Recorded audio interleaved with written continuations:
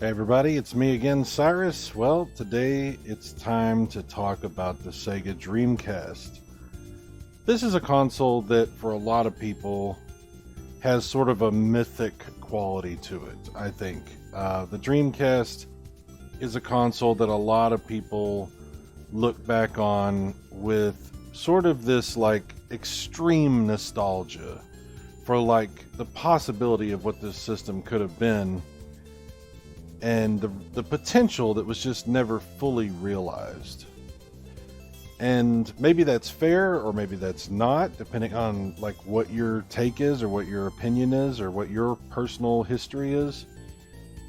But I can tell you, as somebody who was around for this and still has my original Dreamcast, this one right here, yeah, this is a console that has a very special meaning and a very special place in a lot of our hearts. And if you're a Sega fan, this is the culmination of the best and worst decisions that Sega ever made. So there's a lot built up into the Dreamcast mythos, if that's a correct way of saying that. So what is the Dreamcast? Well, this is the final video game console that Sega put out. And of course, they've put out many consoles, like variant things, since this happened.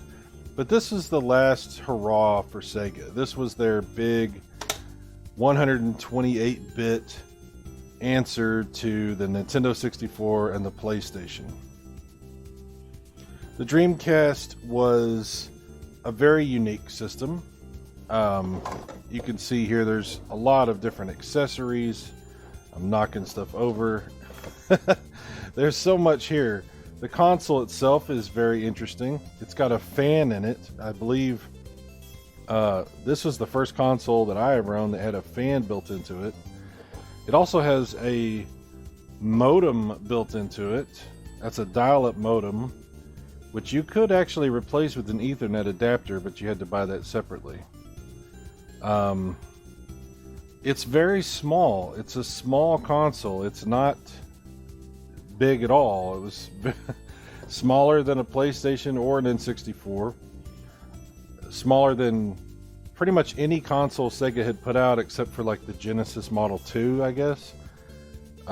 Very small console, but a lot of power for this thing for that time period.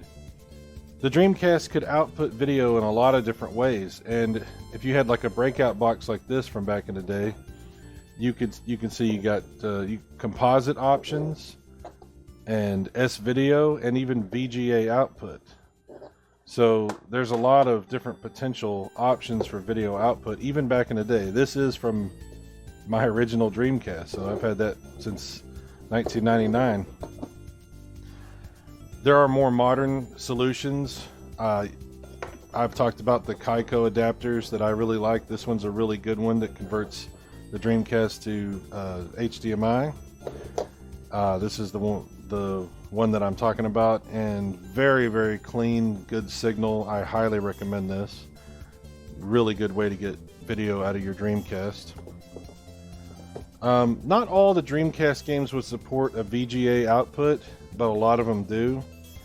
And those games in particular just look really, really amazing with this adapter. So yeah, if you're concerned about compatibility or what the video is going to do or how it's going to look, for some more information about that, you can read up about it and find out some more information if you're interested. Like I said, the Dreamcast had a lot of accessories. Of course, the VMU is the one that was really interesting. This is in a period where there was a bunch of these little electronic devices that had come out. I know there was some for PlayStation and things like that. Sega had developed the VMU as a memory card and as like a mini little game you could play for various different things. You could even link these things together and they would communicate with each other, and you could share things back and forth and stuff like that. You could even download stuff off the internet and play it on here. Very forward thinking. It's not out of question to say that the Dreamcast was ahead of its time. There was so much about this console that was definitely ahead of its time. There were some things they did great, there were some things they didn't do great. Building in the internet, building in dial-up was really, like I said, forward thinking for that time period. The controller had analog, but only one analog stick. But it is a strange controller. It's shaped very strangely. It has some weird edges to it. I think my biggest gripe has always been this cord coming out the bottom of it. They put this little holder here for you to stick the cord in. I guess I don't know why this is what they did, but this is what they did. Always kind of bugged me. So they do make extension cables for the Dreamcast. Almost knocked my camera over.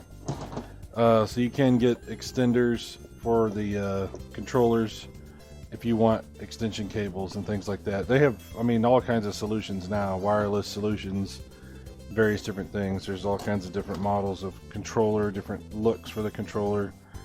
And there's the cool thing about the controller is 2 slots. So, like, for example, you could put a VMU in the first slot and have that. But then if you wanted to put, like, another device, like a Rumble Pack, Game Shark, a larger memory card, then you could stick something like that in the second slot and have that on one controller. This controller with the screen was actually really cool. You could do, like for the NFL games, NFL 2K games, you could do your plays and stuff on your own little screen so nobody could see what you were doing. It had a lot of benefits. They did make light guns for the Dreamcast.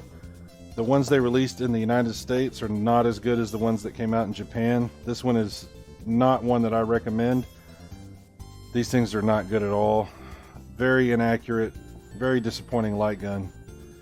Not nearly as good as the Saturn light guns or any other light gun that I've ever used, really. Just not a good light gun. But there were some really interesting things you could do with this console. They did make a mouse and keyboard. And the Dreamcast mouse has some really good functionality for a lot of games, like first-person shooters, like Quake 3. There's a few games that really do take good advantage, you know, of the capabilities of using a mouse and keyboard, which really is interesting to see a console blur that line between PC and console in that way.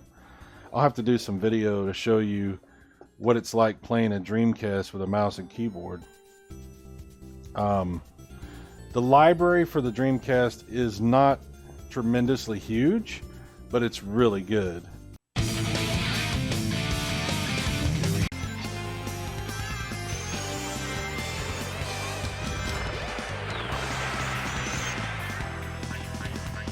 Oh, bouncing all over the place.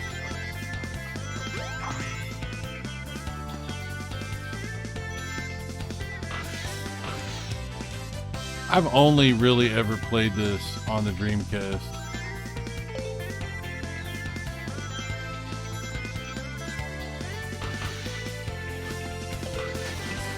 And I have played this a lot over the years.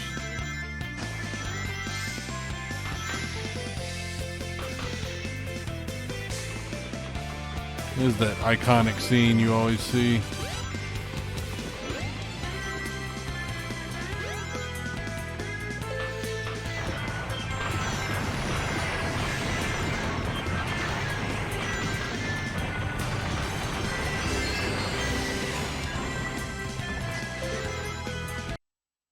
Okay, here's House of the Dead 2, and this is a great light gun game, except that my light guns suck. I don't know. It's just the models I got. They're just not very good.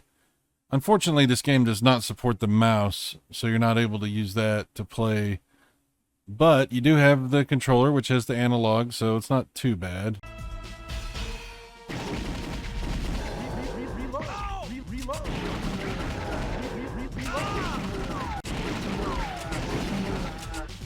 game requires you to have like some really fast reactions to things that change on the screen. We are playing with the green blood mode. You can play this with the red blood as well.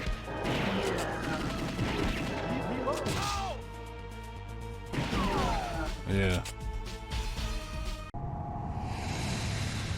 So how can you look at the Dreamcast and not check out the original Dreamcast Soul Calibur? Just an amazing frame rate, awesome detail in the graphics, backgrounds, animations, super fun game, easy to control. I mean, yeah, this sold the Dreamcast. This was the killer app, you know, this and Sonic Adventure, I think. And then, of course, the next game we're going to look at, which is the sports games, NFL 2K especially, NBA 2K as well. Just amazing sports games on the Dreamcast. Now, some people say that the NFL 2K series is the pinnacle of football video games. And you got to also think, like back in the day on a CRT TV, seeing this running, if you weren't paying real close attention, there's people that actually mistook this for real football because they'd never seen a game that looked like that.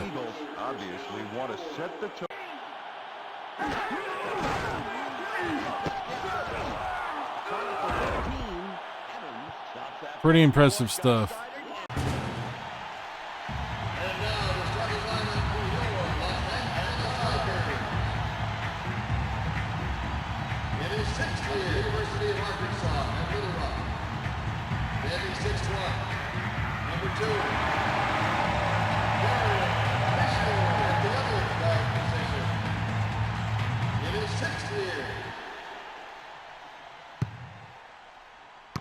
The Lakers control the opening tip.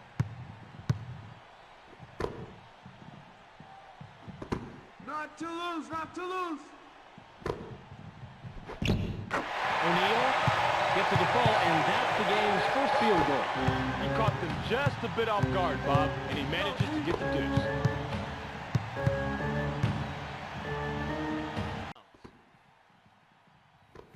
Ori inbounds the ball. Shoots. O'Neal gets the jumper. Lynch with the inbound. Of course, one of the most legendary games on the Dreamcast is Shenmue, which this game thankfully has continued on, and there's ports of this that are available on modern consoles and I think even on PC, so that's good. But for the longest time, the only way to play this was on the Dreamcast. And I will say that I still think there's some compelling reasons to play this on Dreamcast, because especially if you have a original Dreamcast console and you want to play this on a CRT, because some of the graphical effects that they do, they just look different on a CRT TV. I'm not exactly sure why, but some of the effects just look a little bit different. But it's very impressive, obviously. This was mind-blowing when it came out. These are the kind of games that you see on the Dreamcast, and it really stings a lot of people. That you see a game like this and you think, what was the full potential of this console? What was the limit of the Dreamcast? How far could it have been pushed if Sega continued with this console for another couple of years? It's unfortunate that the console really only had a lifespan of, a couple of years. Came out in the United States in '99 and was pretty much dead by 2002. By actually late 2001, it was pretty much over at that point.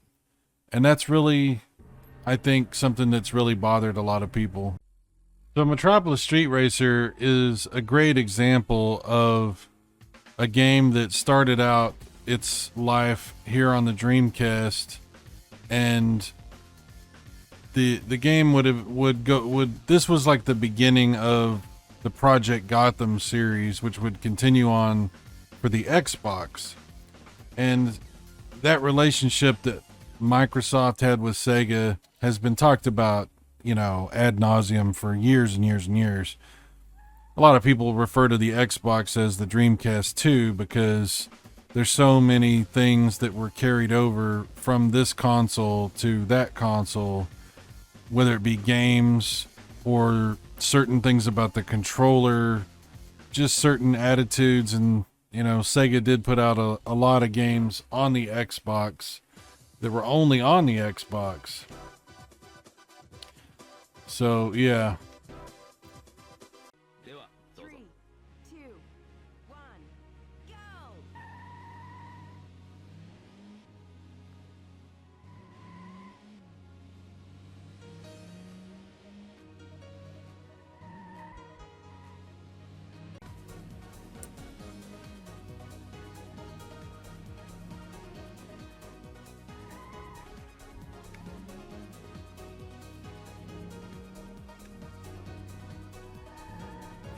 It's not my favorite racing game on the console, but it's pretty good.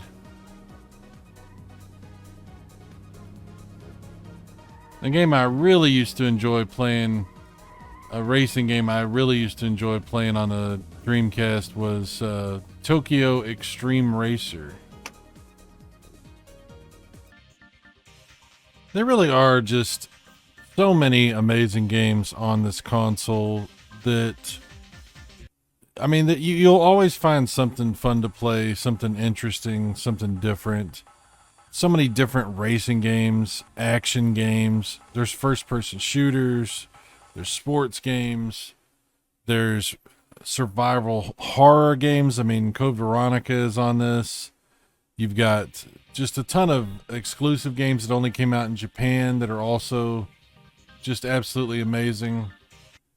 Fighting games. So many different types of games. And, in this video, we're not going to go through all of the games. They're not going to keep showing you game after game after game. I just wanted to give a few examples of amazing Dreamcast stuff. But I'll definitely be doing more videos to cover the Dreamcast because there's so many awesome games I've never even played that I've recently discovered and found out about that I never even heard of before, that I think are just absolutely amazing, just absolutely fantastic games, some of which have been translated to English and were never previously in English, were only available in Japan, things like that. And some of which are games that I just, for whatever reason, they just sort of were never on my radar. I just never saw them. That's one of the great things about retro gaming, is going back and discovering games that you never knew about and having new experiences with the old consoles and the old hardware that you love in new and exciting ways. It's just really, really great to be able to have those kind of experiences, especially with a console like the Dreamcast that's capable of like such great graphics and such great gameplay. So if you don't own a Dreamcast, buy one. You can get one. They're available. You can get one, or at the very least, try out some of the emulation options and see what you think about that. See if it is a system that you find compelling or interesting. Because there's just so many awesome games. In the next video that I do about the Dreamcast, we're going to take a look at some first-person shooters. Of course, I've got to cover Half-Life. I mentioned it in my video where I played a little bit of Half-Life for the PlayStation 2. So if you're curious what Half-Life looks like for the Dreamcast, there is a prototype version that you can download and try for yourself. And we're going to see if it works with the mouse and keyboard, because that might be a pretty cool way to play that game. I don't know. we'll give it a shot. We got Quake 3, we got Half-Life. There's also a port that has been created of the original Quake. There's several really cool first-person shooters on the Dreamcast, so we'll take a look at that in the next video. And if you have suggestions for different games that you would like to see some video of, or you know, if you're curious about genres or anything like that, let me know. I would definitely appreciate your comments and your feedback. So anyway, that's all for now. This is the Sega Dreamcast, an amazing console, a console that's loved and cherished and mourned. It's still mourned by a whole generation of gamers who really felt like this system could have been a lot more successful than it ended up being.